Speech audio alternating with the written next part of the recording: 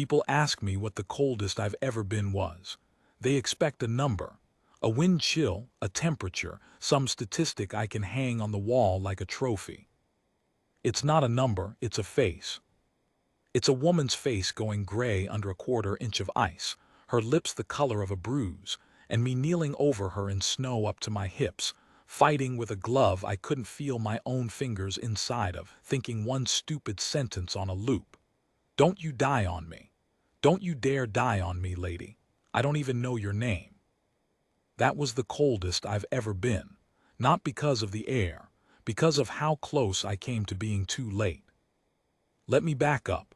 Let me tell it the way it happened, because if I jump to the end you won't believe the part that matters. And the part that matters isn't that I found her. It's who she turned out to be. But I'm getting ahead of myself, and I promised myself when I started telling this story that I'd tell it slow, the way it earned. So, it was February up in the Alaskan interior, on a stretch of mountains the locals barely had names for. We were running a cold weather package, joint thing. My team, a platoon of Army mountain guys, some signals people, a couple of foreign liaison officers who mostly stood around looking impressed and frozen.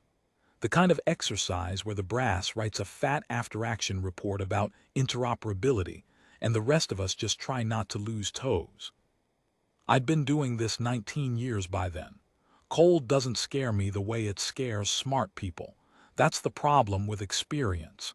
It makes you arrogant in exactly the place arrogance gets you killed. The first 3 days went the way these things always go. Boredom and small misery. You hump a ruck that weighs as much as a refrigerator. You set up. You tear down. You eat something out of a bag that tastes like the bag. At night the temperature falls off a cliff and you lie there in your bivy listening to the trees crack like rifle shots, because the sap inside them is literally freezing and splitting the wood. Beautiful, honestly.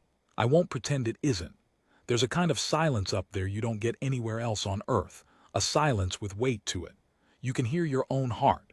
You can hear the snow settle. It does this thing where it sighs, the whole field of it, a soft whumph as a layer compacts, and the first time you hear it your hand goes to your weapon before your brain catches up. Day 4 is when the weather turned, and when the weather turns up there, it doesn't ask permission. We got a warning over the net, front moving in faster than forecast. The exercise controllers started pulling elements back toward the link-up points. Standard. Annoying but standard.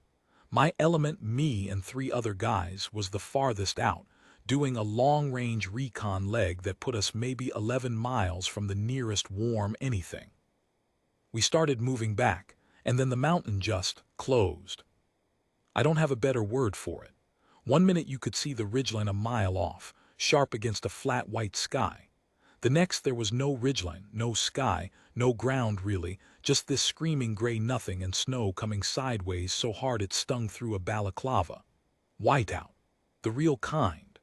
The kind where you hold your hand out at the end of your arm and you genuinely cannot tell where your glove ends. Wind like that does something to your head. It's loud. It's loud in a way that's hard to explain to someone who hasn't stood in it. It's a sound that fills you up until there's no room left for thinking. You start making small, dumb decisions because the big, careful ones are too much work to hold on to. We roped up, we did everything right, and we still got split. I still don't know exactly how. 1 second Dolan's back was 3 feet in front of me, this dark smudge in the white, and I had my eyes locked on him the way you're trained to. Then there was a gust, and gust is too small a word. It was like getting shoulder-checked by a truck, and I went down sideways into a drift, and when I came up clawing for the rope was slack.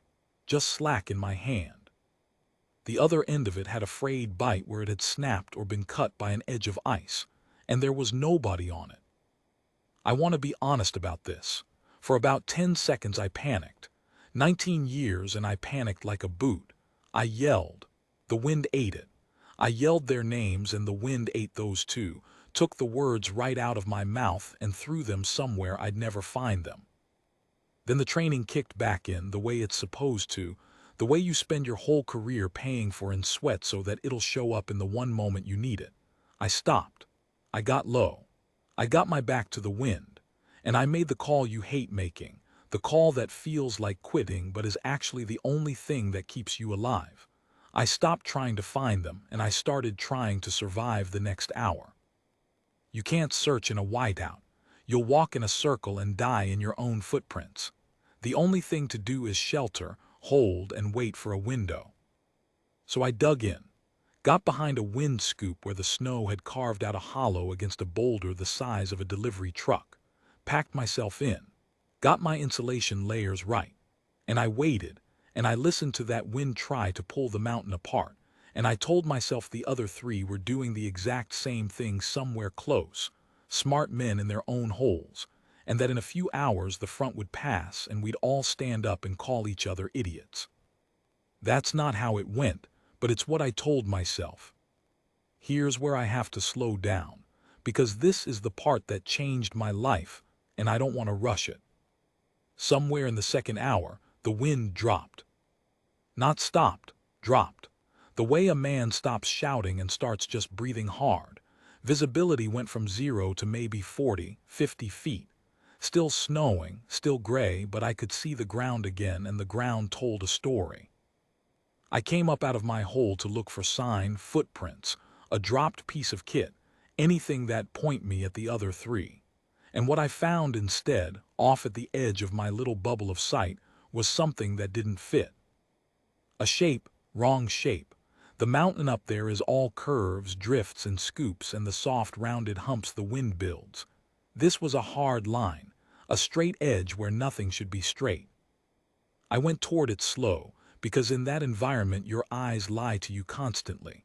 Half of search and rescue is your own brain showing you what you want and what you fear. I've walked up on a body that was a rock 100 times.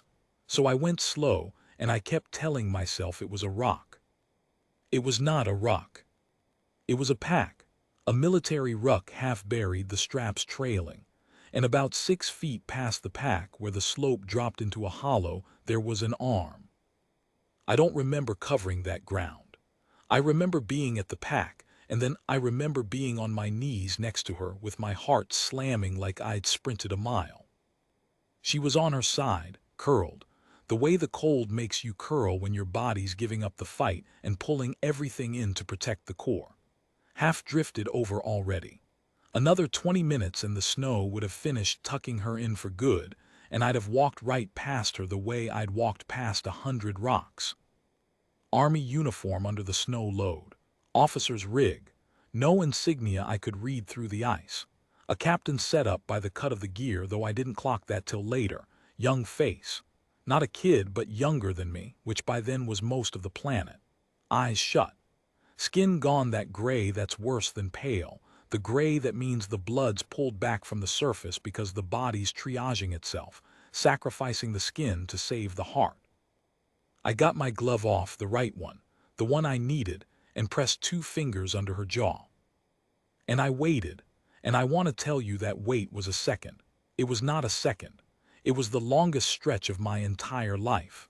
The wind picking back up, the snow ticking against my hood, my own pulse so loud in my ears I couldn't trust it not to be hers.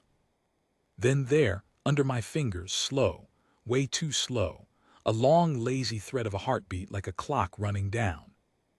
Alive barely, but alive. I said something out loud. I don't remember what. Something stupid, and relieved that the wind took away from me before it even got out. Now, here's the thing I have to confess, because this story doesn't work if I make myself the hero too early. I'm a SEAL. I'd spent 2 decades inside a world that runs on a certain kind of pride, and that pride had a lot of opinions, and a bunch of them were ugly, and I'm not proud of them, but they're true, so I'll say them. Kneeling there, the first clear thought I had after she's alive was this: what is a staff officer doing out here? Because that's what my brain decided she was. Some army captain off a clipboard, a planner. A briefing room officer who talked her way onto the field portion for the resume bullet and gotten in over her head the second the real weather showed up. I had her whole story written before she'd opened her eyes. Soft, out of her depth. Lucky, a real operator had stumbled onto her before the mountain collected its debt. I want you to remember I thought that. I want you to hold on to it, because I'm going to make you watch me eat every single word of it, slow, over the next while, the way the mountain made me eat them. But that came later. Right then I had a job, and the job didn't care what I thought of her. Hypothermia's a sneaky killer. People think it's about getting warm fast. It isn't. You warm a severe case too fast and you can stop the heart. The cold blood from the limbs floods back to the core all at once and the heart can't take the shock. They call it afterdrop, rewarming collapse, a few names. The point is you can do everything that feels right and kill the person doing it. So you go slow. You insulate. You stop the loss before you try to make up the gain. You get them off the ground, because the ground steals heat faster than the air ever will. You handle them gentle, because a cold heart is an irritable heart and it'll quit on you if you jostle it wrong. I knew all that. Cold weather casualty care is something we drill until we hate it, so I went to work. Got her pack and mine arranged to block the wind. Got my sleeping system out, the good bag, the one I'd been hoarding for myself like a selfish old man an hour earlier. Got an insulating layer between her and the snow. You'd be amazed how many people die because nobody put anything between the casualty and the ground. Worked as fast as careful would let me, which is a tension that'll make your hands shake worse than the cold does. And the whole time I'm doing this, I'm talking to her. You're supposed to. Keep talking, keep them with you, give the brain something to climb back toward. So I'm talking. Telling her she's okay, telling her I've got her, telling her she picked a hell of a place for a nap. Stupid stuff. The kind of stuff you'd be embarrassed for anyone to hear. And somewhere in the middle of it, I had her half into the bag, was working her arms in, her eyes opened. Just slits. The cold makes even your eyelids heavy, but they opened and they found my face and they focused. That's the part that got me. They focused. A person that far gone, that close to the line, and her eyes locked on mine with this awareness in them that I did not expect. Not panic. Not the wild animal thing you see in people who have been scared past thinking. Something steadier. Something taking stock. Her lips moved. I leaned in. The wind was up again and I had to get my ear practically against her mouth. I expected, I don't know, help me, thank you, where am I, the things people say. What she said, in this cracked thread of a whisper, slow, one word at a time, like each one cost her something. My team, 3 of them, east of me. I pulled back and looked at her. She was barely conscious. Her body was an inch from shutting down. And the first thing out of her, the only thing out of her, wasn't about herself. It was about the 3 people she was responsible for. I told her I'd find them. I lied, basically. I had no idea if I could find anybody in this, but you tell a casualty what they need to hear. I told her I'd find them, and her eyes did this thing, this slow blink that was almost a nod, and then they slid shut again and she was under. And I knelt there in the snow with a stranger's life in a sleeping bag in front of me, and I felt the first crack go through that ugly little story I'd written about her. Because staff officers don't talk like that going under. Clipboard captains don't lead with the welfare of their team when their own heart's about to stop. That's a thing a certain kind of person says, and it's a thing they say only because it's been burned so deep into them that it's the last thing left when everything else has switched off. I'd seen it exactly twice before in my life, both times in men I'd have followed off a cliff. I didn't know who she was. Not yet. Not even close to the truth of it, which was bigger and stranger than anything I could have guessed kneeling in that hollow. But that was the moment I stopped seeing a problem to solve and started seeing a person to follow. I just didn't know it yet. The light was failing. Up there in winter you don't get sunset so much as the gray just runs out of itself, dims down notch by notch like someone backing off a dial. We had maybe 40 minutes of usable light left, and then we'd have a whole night of dark and cold to get through, the 2 of us, with her unable to move and me unable to leave her, and 3 other people somewhere out in it, her 3 and my 3, every one of them running out of time at the same speed we were. I checked her pulse again, still there, still slow, holding. I got my back to the wind, got my knife out to start cutting blocks for a real wall, because a sleeping bag wasn't going to be enough for what was coming.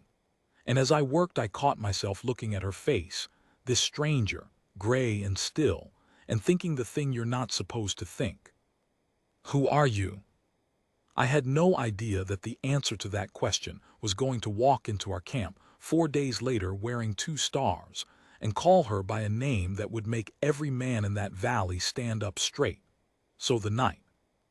I've spent nights out in the cold that I'd put up against anyone's. I'm not bragging when I say that, it's just the truth of the job.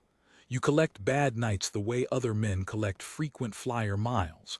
But that one's got its own shelf in my head. I take it down sometimes when I want to remember what people are actually made of. Not what we say they're made of. What they actually are when the saying's all burned off. First thing I did once I had her stabilized was build a real wall. The sleeping bag and the packs were a stopgap, and a stopgap doesn't get you through 12 hours of dark with the wind doing what it was doing. So I cut blocks. Snow up there sets up hard if you find the right layer, the wind-pressed stuff, and I found it and I went at it with my knife and my e-tool until my arms shook. Built a horseshoe wall around her with the open end downwind, threw a tarp across part of it, packed the seams. Nothing fancy. Survival isn't fancy. Survival is boring and repetitive, and it's the boring, repetitive guy who lives. The whole time I worked, I kept one ear on her breathing.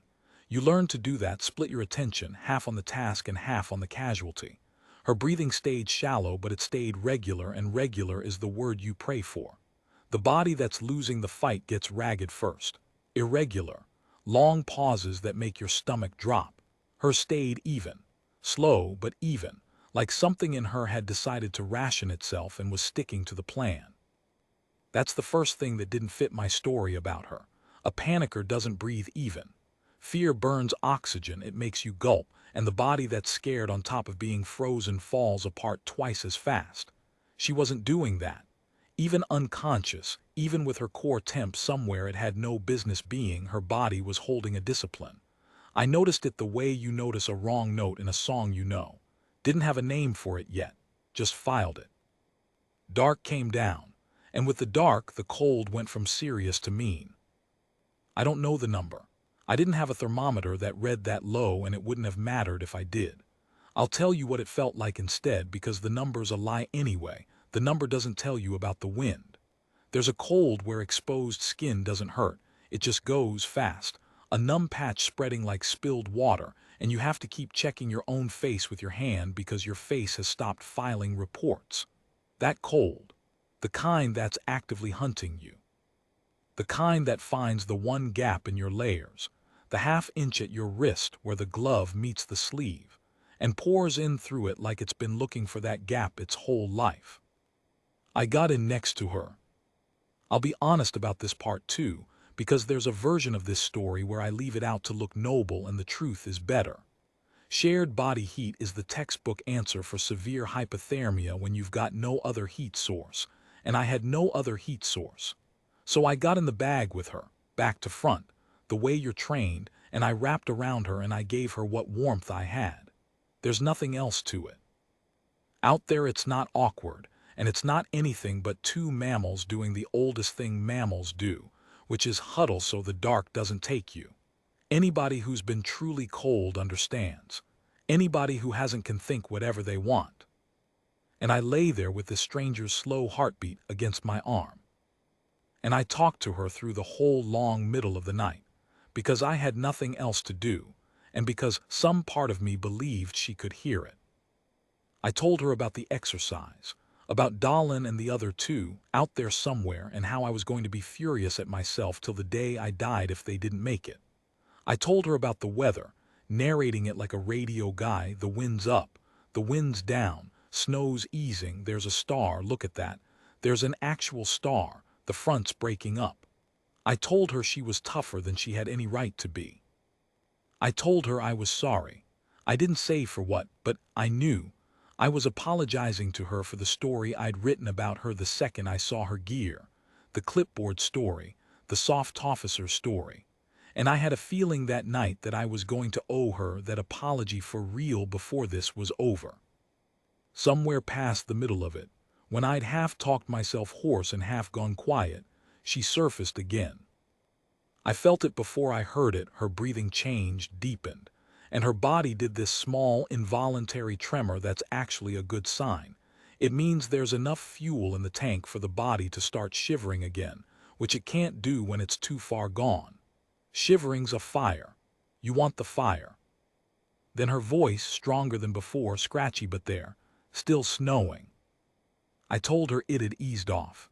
Told her the front was breaking up, there were stars showing. She was quiet a second. Then, good, they'll be able to move at first light if they sheltered right. Pause. Did they shelter right? They, still them. Hours of being 1 degree from dead, and her mind went straight back to her 3. I told her I didn't know, that I hadn't been able to look, that finding her had been the whole job. And then, because I was tired and the dark makes you honest, I asked her the thing I'd been chewing on. You're a captain, I said, staff. There was a silence I'll remember a long time, not an offended silence, a tired, amused one.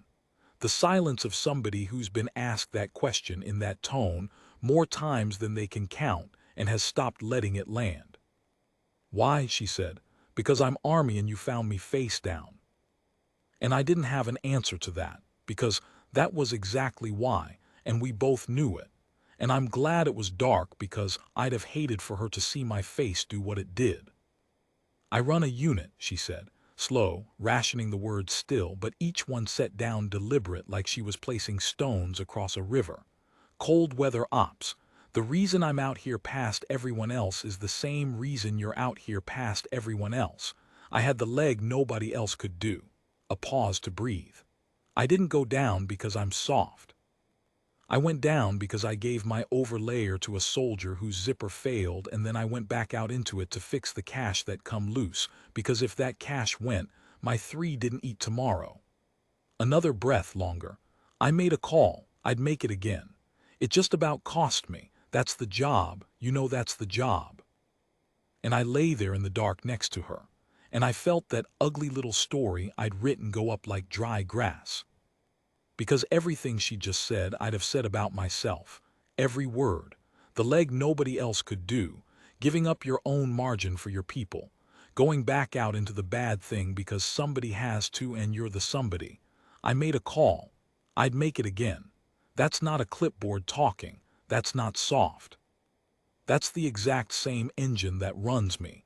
That runs every operator I've ever respected. And I'd looked at her gear and her gender and her branch, and I decided in half a second that it couldn't be in her. I told her I was sorry, out loud this time, for real. I said, I had you wrong when I found you. I had a whole thing in my head about who you were and it was garbage and I'm sorry. And she did this thing, this small huff of a laugh, the most banged up laugh you ever heard, barely any air behind it, and she said, everybody does, it's almost useful. Pause. People underestimate you, they tell you things. They get sloppy around you. Pause. You'd be amazed what walks right up to a captain it thinks is soft. I didn't know what to do with that.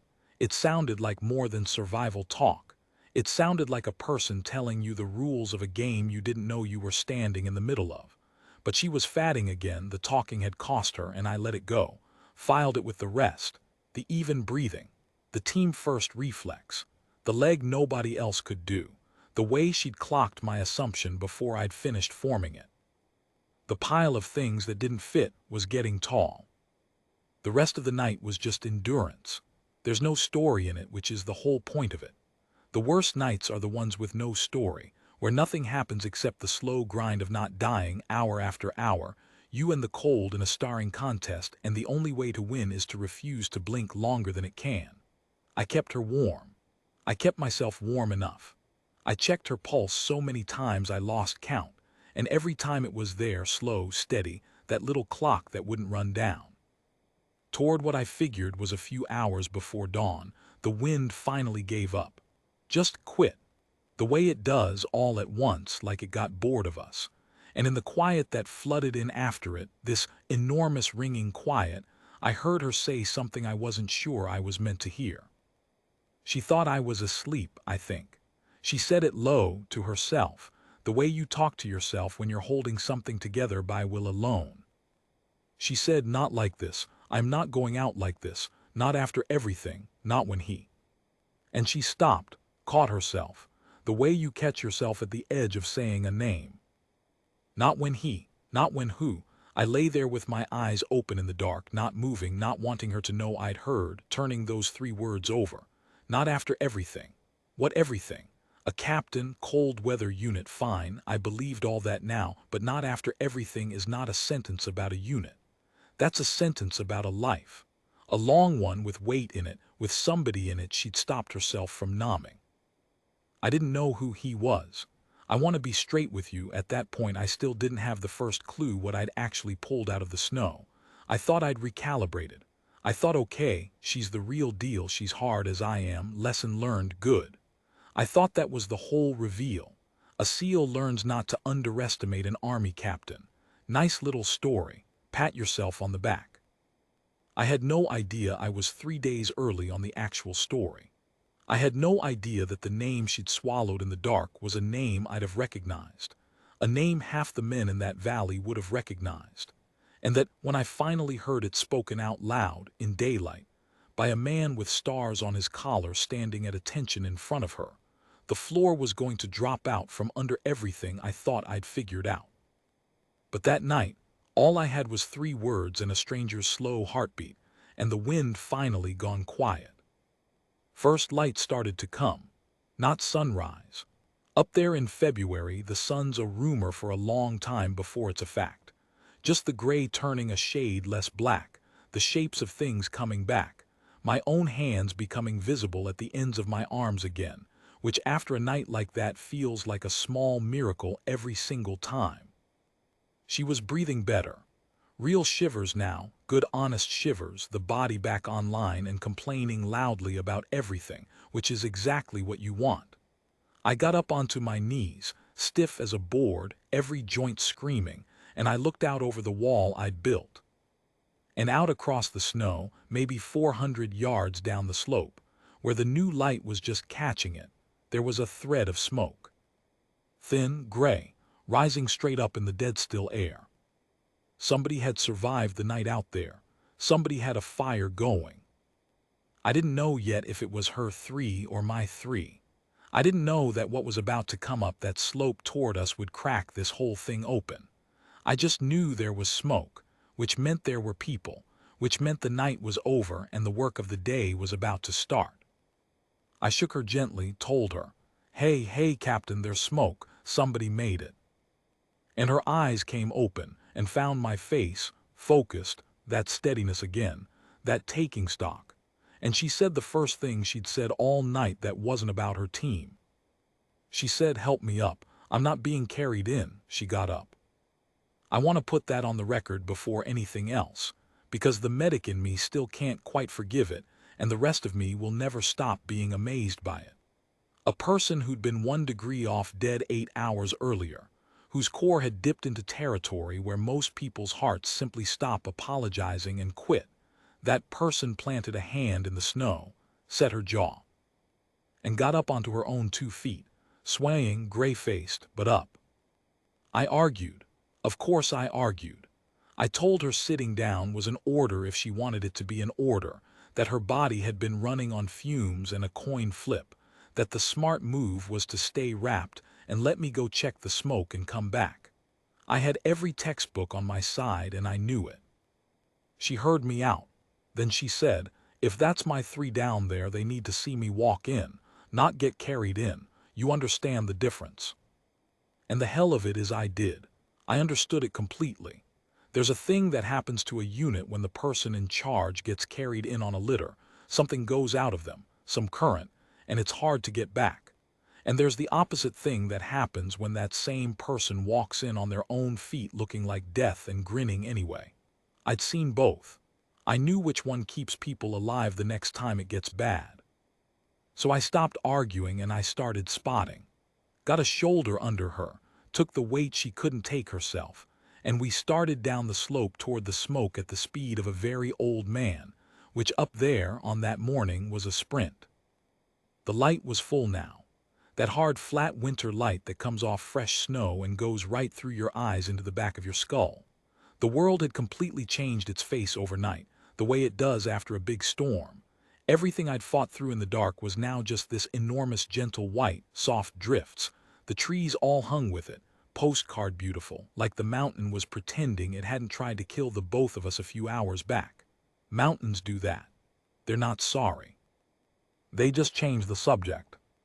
The smoke got closer, and then we came over a small rise, and there it was, down in a hollow much like the one I'd built her wall in. A fire, a real one, sticks and what looked like part of a busted-up crate, and 3 figures around it. 3, my stomach did a thing. Because I had 3 out there too, and so did she. And there was no way of knowing whose 3 these were until we got close enough to see faces. They were hers. I knew it the second one of them stood up. The way he came up off the ground fast, scanning, hand going to where a weapon would be before his eyes even finished sweeping. That's a trained reaction. And then his eyes landed on her, on the shape of her against my shoulder, and his whole body changed. I've thought a lot about how to describe what happened to that soldier's face when he recognized his captain alive. The closest I can get, it was like watching a man set down something impossibly heavy that he'd been carrying so long he'd forgotten he was carrying it. He didn't yell. He didn't run at us. He just stood very straight all of a sudden, and his voice came out cracked, and he said one word. He said, "Ma'am." Just that, "Ma'am." And the other 2 were up now too, and they all had the same thing on their faces, this fierce, wet-eyed relief that they were all working very hard to keep behind military bearing and not entirely managing. And here's the first thing I clocked, the first thing that morning that didn't fit even my recalibrated story. The way they looked at her wasn't the way soldiers look at a captain. I've been around rank my whole adult life. I know exactly what the relationship between a unit and a good company-grade officer looks like. Respect, sure. Trust, if she's earned it. But there's a ceiling on it, a professional distance. And okay, we're glad the boss made it energy that's real, but it's bounded. This wasn't bounded. This was something else. The way these 3 looked at her, it was the way men look at someone they'd follow into a burning building, not because the rank told them to, but because the person had earned a kind of loyalty that doesn't appear on any chart. It was personal. It was deep. And it was way out of proportion to a captain who'd been with a unit for a normal rotation. These 3 knew her. Knew her the way you know someone you've bled next to for years. And one of them, the one who'd said "ma'am," an older sergeant by the gray in his stubble, a man who'd clearly seen things, he didn't just look relieved. When he looked at her, there was something almost like fear underneath it. Not fear of her, fear for her. The careful, protective, slightly too alert way you watch over someone whose safety you've decided is more important than your own, for reasons that go way past a job. I filed it. The pile was getting hard to ignore. We got her down to the fire. The sergeant had a brew going, they'd salvaged a stove, gotten water, the works. These were squared-away people, and they got something hot into her, slow, the right way, and I watched some color come back into her face for the first time since I'd found her. The relief of it nearly took my own knees out.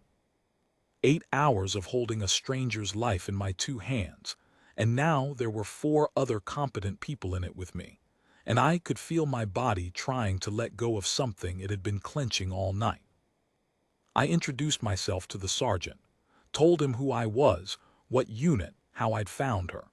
He shook my hand and the grip was iron, and he looked at me a beat too long, sizing me, the way a man sizes another man he's deciding whether to trust around something precious.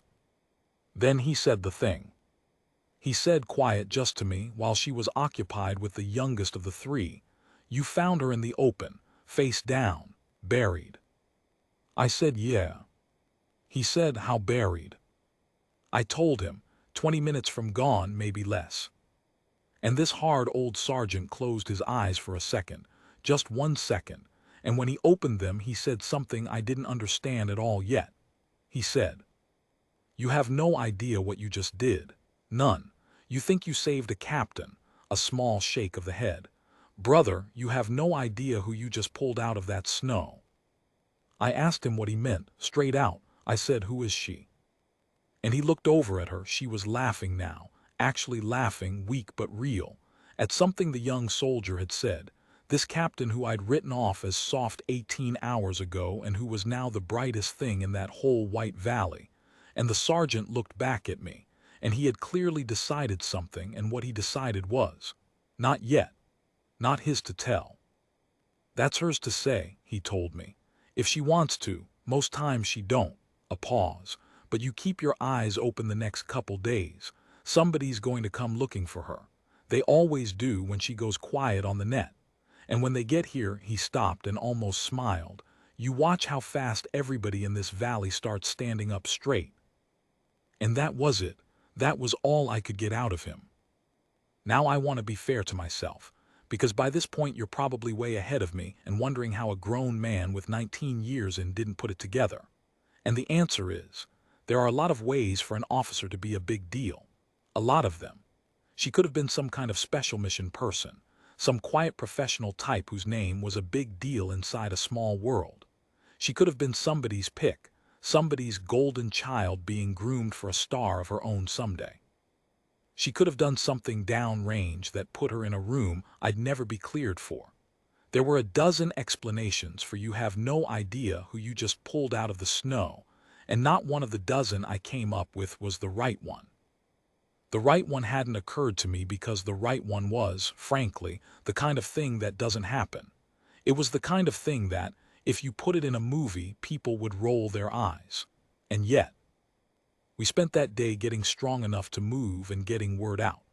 The young soldier got a radio working, clever kid, rigged an antenna out of salvaged wire in the terrain, and got a thread of comms back to the exercise control.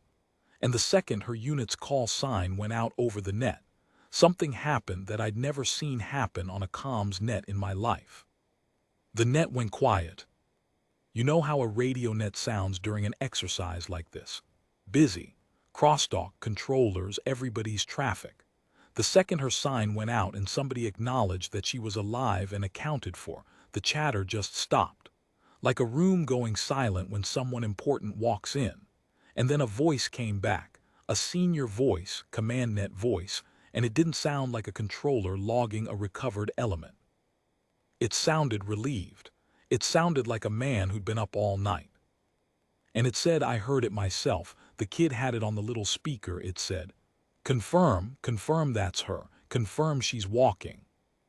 Not confirm the captain is recovered. Confirm that's her. Confirm she's walking. Like her being on her feet was specifically the thing they needed to hear. Like there was a whole apparatus somewhere holding its breath over whether this one army captain in this one snowfield was going to live. The sergeant looked at me when that came over the speaker. Just looked at me, with an expression that said, told you. And the captain, she heard it too, of course she did, and I watched her face do something complicated. A flinch almost. The look of somebody who's just been reminded of a thing they came up here partly to get away from. She closed her eyes for a second, the same way the sergeant had, and I heard her murmur, so quiet I almost missed it. Here we go.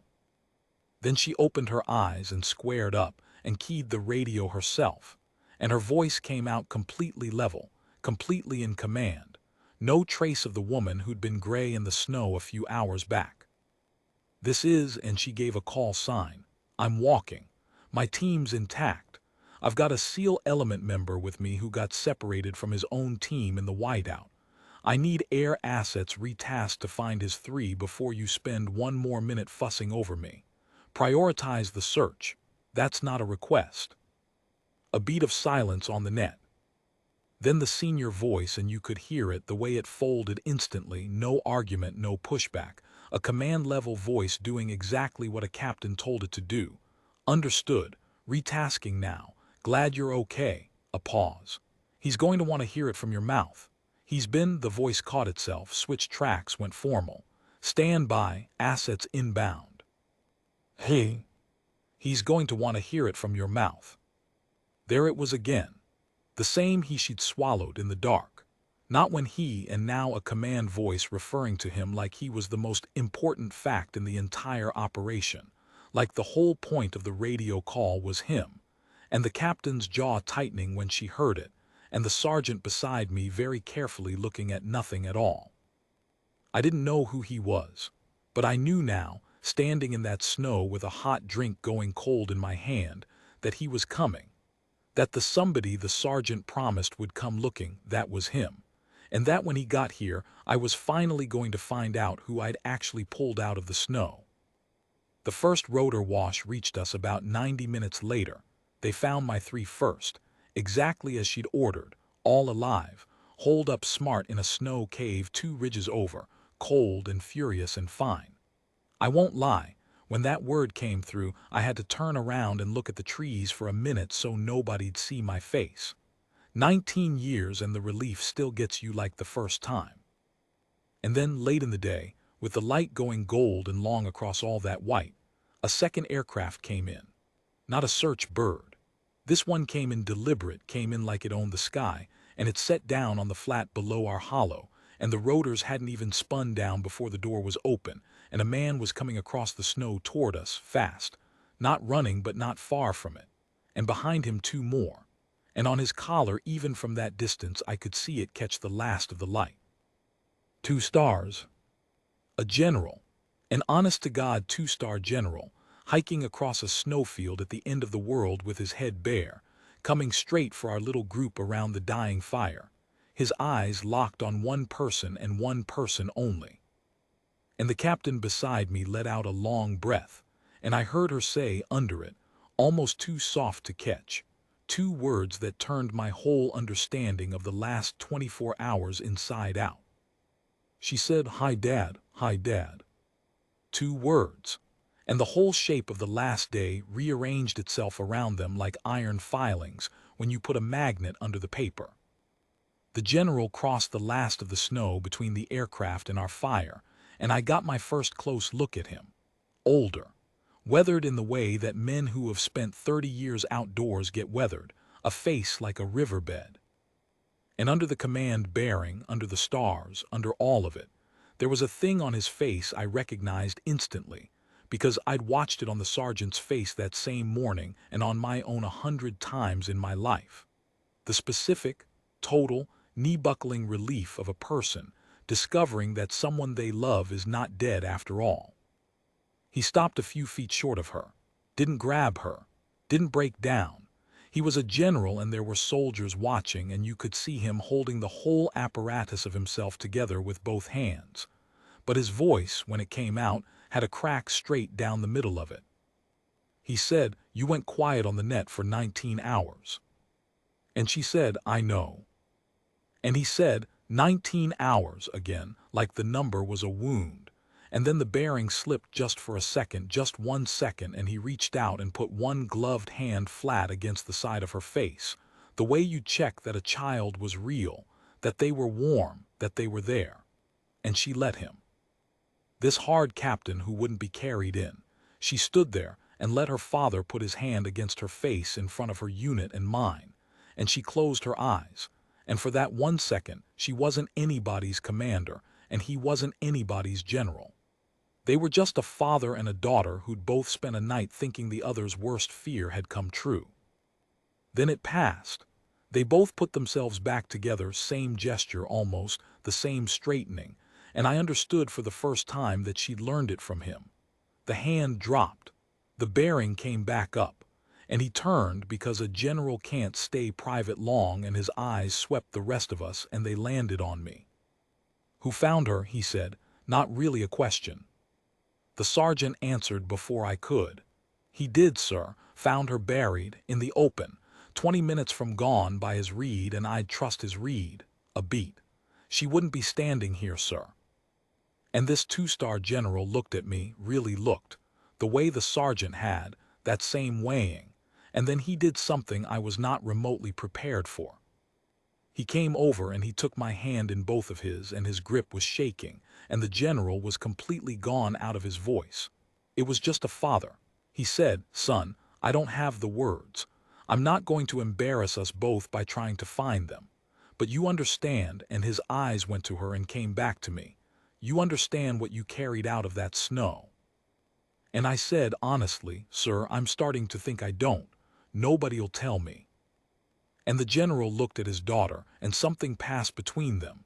Some old argument they'd clearly had 100 times, and she gave this tiny, tired nod. "Go ahead. He earned it."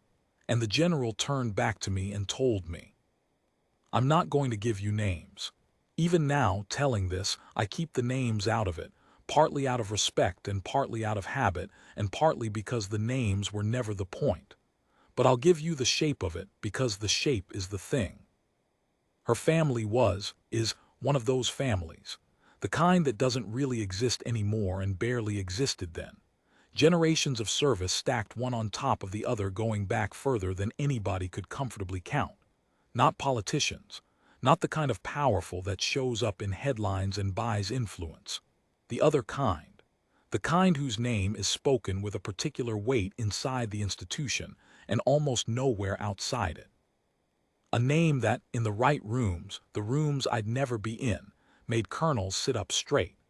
The general in front of me was the least decorated member of his own bloodline by the family's standards, and he was a 2-star with a chest full of things you don't get for showing up. Her grandfather, her great-grandfather, names I won't say, but names this old sergeant beside me would have known cold, names in the curriculum, names on buildings.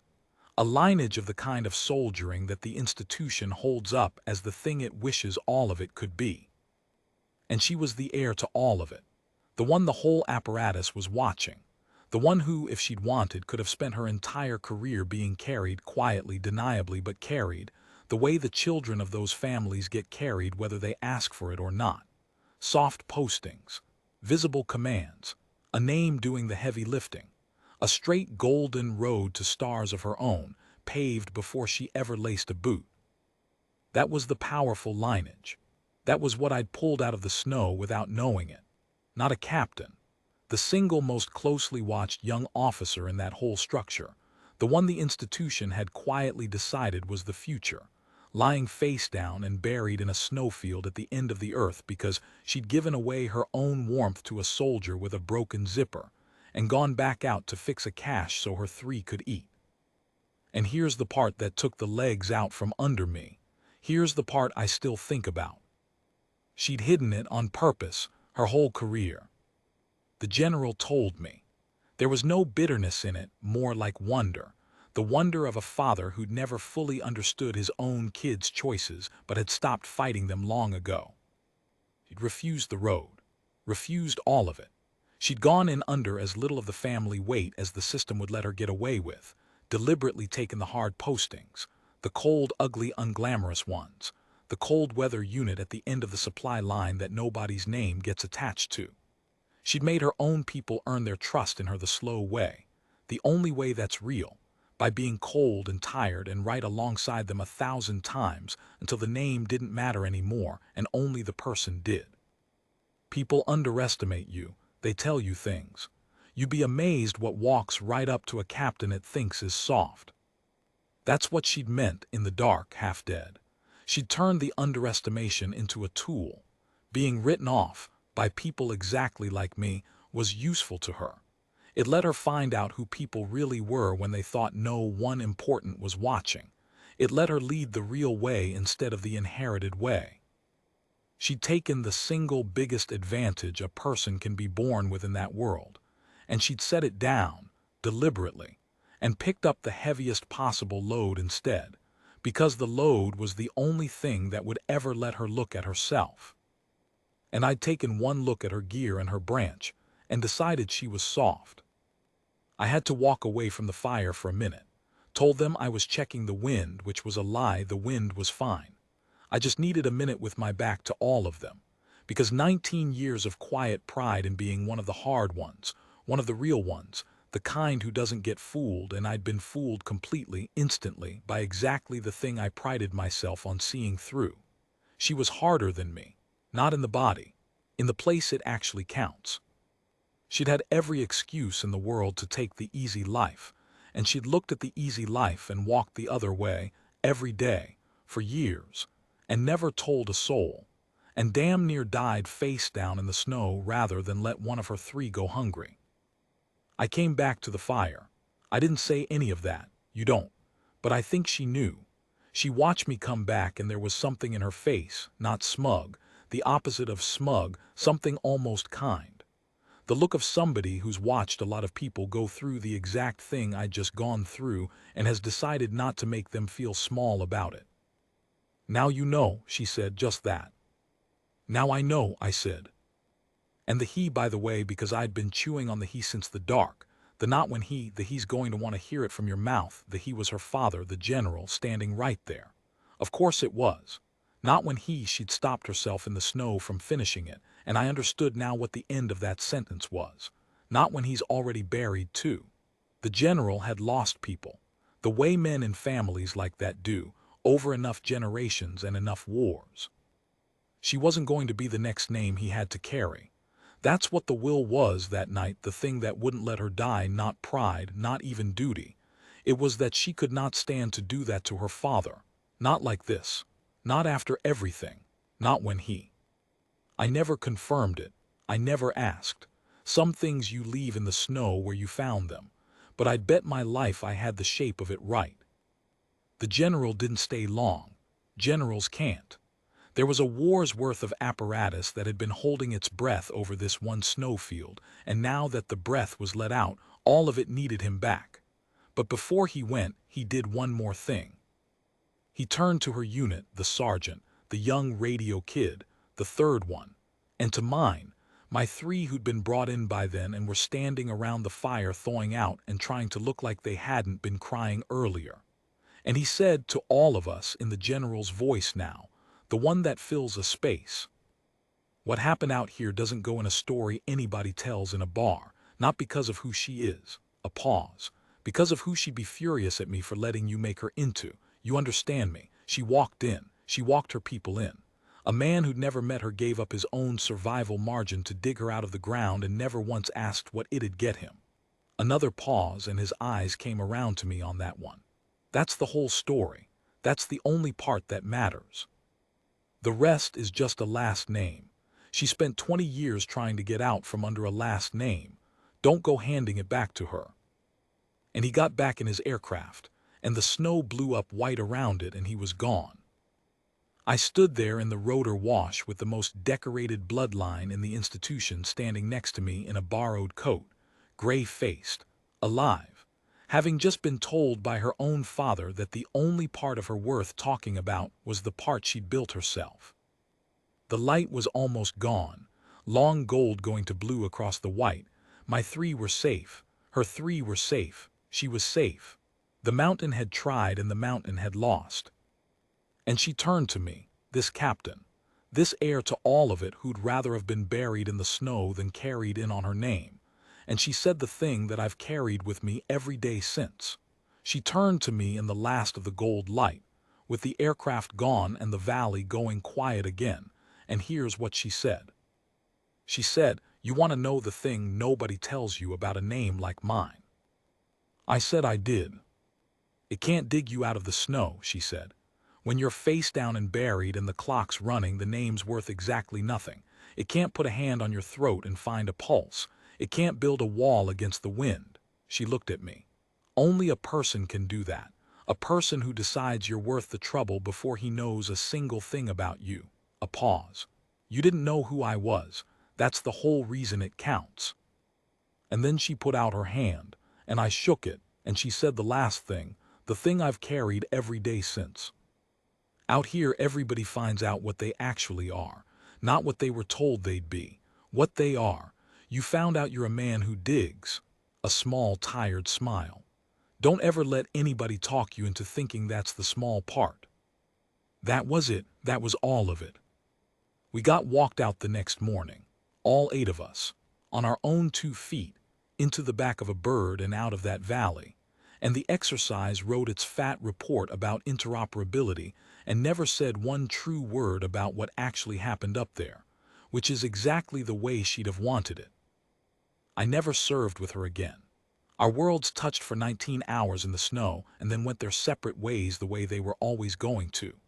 I heard things over the years, the way you hear things, that she got her own command, the hard way, the real way, that her people would walk through a wall for her, that she still hadn't traded on the name, and by then didn't need to because she'd built one of her own that meant more inside the unit than the inherited one ever could. I don't know if all of that's true. I like to think it is. It fits the woman I dug out of the snow. I think about her at strange times, not the times you'd expect. I think about her when I catch myself doing the thing I did to her in the first half second, the thing I think most of us do without even noticing the muscle move. Sizing someone up, filing them, soft, hard, real, not real, worth my time, not worth my time, we all do it. We do it faster than thought, off a uniform, off a face, off a branch, off 100 things that have got nothing to do with what's actually inside a person. And every single time I catch myself doing it now, I see a gray face under a quarter-inch of ice, and I hear a half-dead whisper that wasn't about herself. It was about her three, and I stop. I make myself stop. Because I got it as wrong as a man can get it once, about as completely as it's possible to be wrong. And the only good thing I did that whole day was keep digging before I knew whether she was worth digging for. That's the part she said was the part that counts.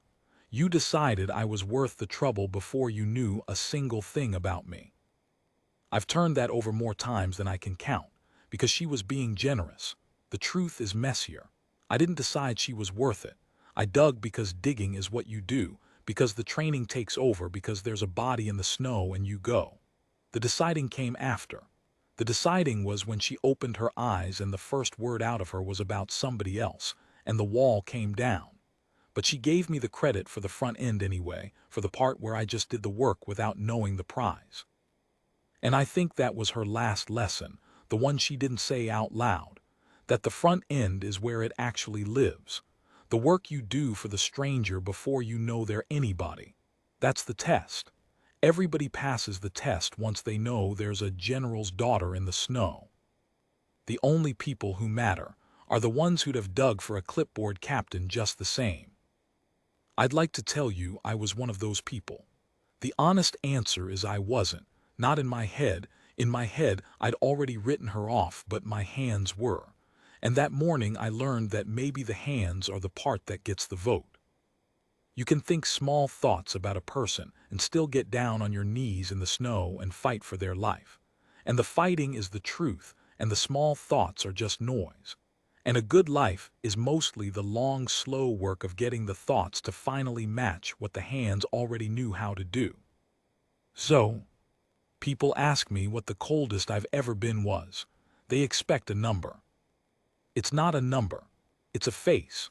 A woman's face going gray under the ice, and me kneeling over her not knowing she was the most watched soldier in the whole structure, not knowing her name, not knowing her father would land a helicopter at the end of the world to put a shaking hand against her cheek, knowing nothing, except that there was a person in the snow and the clock was running. And I've thought about it for years now, and I've finally got the answer right, so I'll give it to you the way I've learned to give it. The coldest I've ever been, I wasn't cold at all. I was the warmest I've ever been in my life. I just didn't have the sense yet to know it. Because that's the night I found out what I actually am. Turns out I'm a man who digs. And she was right, that's not the small part. That's the whole thing.